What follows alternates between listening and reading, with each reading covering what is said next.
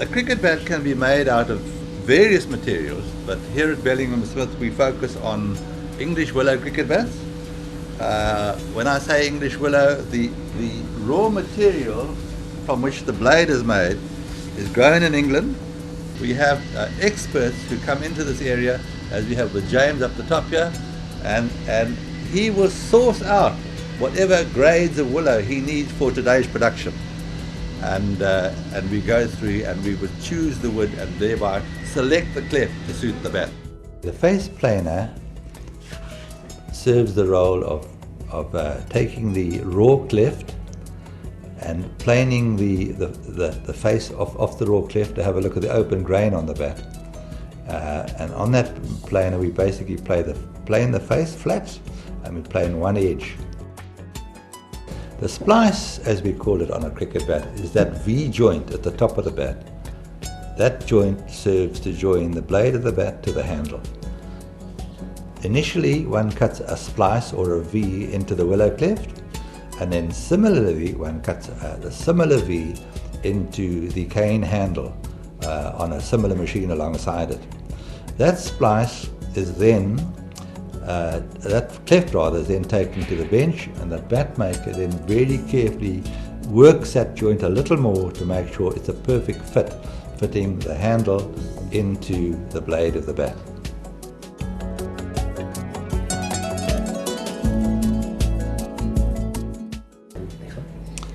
The cleft and handle are then set with wood glue and they're left overnight.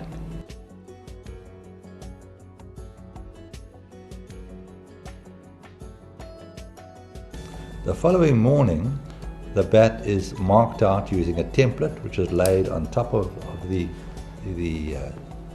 raw bat, if you like, the bat shape. The bat shoulders and toe are then cut using a jigsaw. Thereafter, that bat is taken to the press. Now, the press is really the heart and lungs of a cricket bat factory. And the art of making a good cricket bat is very much about operating the press. The bat is then operated in the press in such a way that with a modern cricket bat we induce a little bit of bow into the bat, and that helps the bat develop what we call ping. In other words, where the ball comes off the bat very, very nicely. The bat then goes back to the bat maker, who puts it in a vise, and he obviously, using unsophisticated hand tools, will shape the bat. The back of the bat is initially pulled off using a draw knife or a wooden block plane, and the bat is then simply shaped by hand, removing willow off the back of the blade. The bat is then taken to the shoulder shaper, which is basically like an abrasive belt sander, and he grinds the willow from the handle into the blade to shape whatever shape the bat is designed to have, if you like. The shaped blade, the shaped cricket bat then, is then carefully balanced, whereby the bat maker will feel the pickup of the bat and make sure the bat is not too bottom heavy and that it feels like it wants to hit the ball. The bat then is put on what you call a bobbin sander, which is like a motor car wheel with a brace of paper around the outside of it. And that is then sanded, and the bat is smooth using different grits.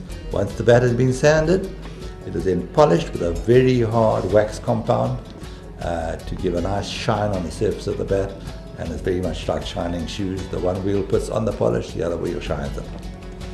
Once the bat has been polished, it then goes to the threader, and the thread is a very important part of the bat. You put the thread on the handle with a very careful amount of tension, because you can adjust the whippiness of the handle by adjusting the tension of the thread. The thread holds the handle together.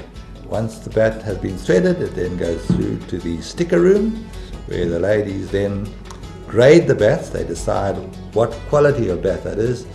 Sometimes we use a cricket ball also on the blade of the bat to see how the ball comes off the bat, and we select from limited edition to Fireblade to Fireball, Firefly, Firebrand. We grade the bat at that stage, not before. The grip is finally applied with using a gripping cone. The grip is put on the cone, rolled a little bit, then turned around, and then completely put on the cone, put over the handle, rolled down, and is actually glued to the handle. And then the bat has decals applied and is then ready to be shipped to the shop.